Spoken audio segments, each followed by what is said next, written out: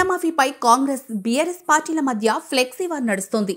ఇచ్చిన మాట ప్రకారం ఆగస్టు 15 లోపల రైతులందరికీ 2 లక్షల రూపాయల వరకు రుణమాఫీ చేశామని ముఖ్యమంత్రి రేవంత్ రెడ్డి ప్రకటించారు.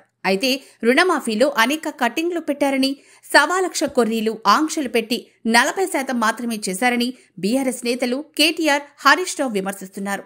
తెలంగాణ రాష్ట్రంలో ఉన్న లక్షలాది మంది రైతాంగానికి 2 లక్షల రూపాయల రుణమాఫీ, 31,000 కోట్ల రూపాయలను వారికి రుణ విముక్తులను చేసి బ్యాంకుల నుంచి వాళ్లకు స్వేచ్ఛను ప్రసాదించి నా తెలంగాణ రైతాంగం ఈనాడు తెలంగాణ రాష్ట్రంలో రుణ విముక్తులై స్వేచ్ఛా వాయువులు పీల్చుకునే విధంగా ఈనాడు కాంగ్రెస్ పార్టీ నిర్ణయం తీసుకున్నది.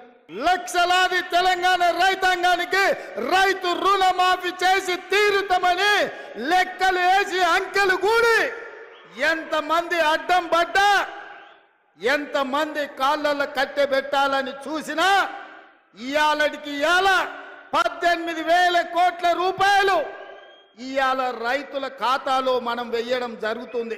60% మందికి ఎగ్గొట్టి 60% మందికి ఎగ్గొట్టి ఇవాళ కేవలం 40% చేసి 100% అని చెప్పుకుంటున్న మొట్టమొదటి ముఖ్యమంత్రి రేవంత్ రెడ్డి.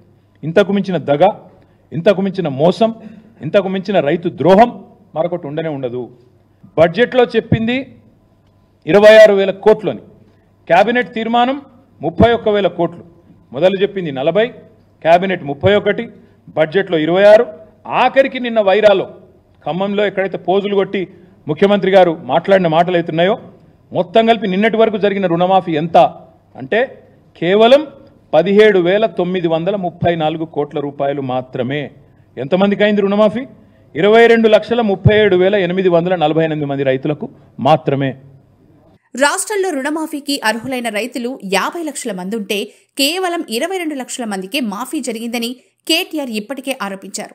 మొదట్లో 40,000 కోట్ల రూపాయలు అవసరమని సీఎం రేవంత్ రెడ్డి అన్నారని, ఆ తర్వాత 31,000 కోట్ల రూపాయలకే రుణమాఫీ అని మంత్రివర్గం తీర్మానం చేసిందని చెప్పారు.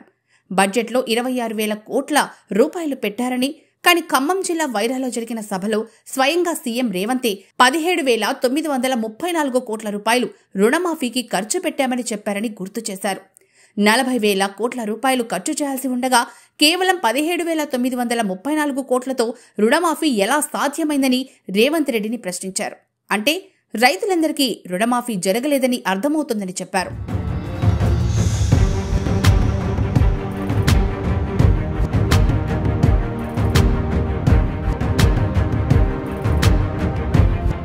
కేటీఆర్ లెక్కలతో ప్రభుత్వంపై విమర్శనాస్త్రాలు సంధించడంతో బీఆర్ఎస్ క్యాడర్ రంగంలోకి దిగింది. రుణమాఫీ చేసిందేమీ లేదని, తెలంగాణ రైతులను ప్రభుత్వం మోసం చేసిందని హైదరాబాద్ నగరంలో రేవంత్ రెడ్డికి వ్యతిరేకంగా బీఆర్ఎస్ ఫ్లెక్సీలు ఏర్పాటు చేస్తోంది. మరోవైపు తాము రుణమాఫీ చేసి చూపించామని, తాము ఈ పని చేయలేమని సవాల్ విసిరిన హరీష్ రావు రాజీనామా చేస్తాడా అని ప్రశ్నించిన సీఎం రేవంత్ రెడ్డికి మద్దతుగా కాంగ్రెస్ శ్రేణులు ఫ్లెక్సీలు కడుతున్నాయి. అగ్గిపెట్ట హరీష్ రావు రాజీనామా చెయ్యి అంటూ బీఆర్ఎస్ కు కౌంటర్ ఇస్తూ ఫ్లెక్సీలు వెలిశాయి. దీంతో హైదరాబాద్లో బీఆర్ఎస్ కాంగ్రెస్ మధ్య ఫ్లెక్సీ వార్ ఊపందుకుంది.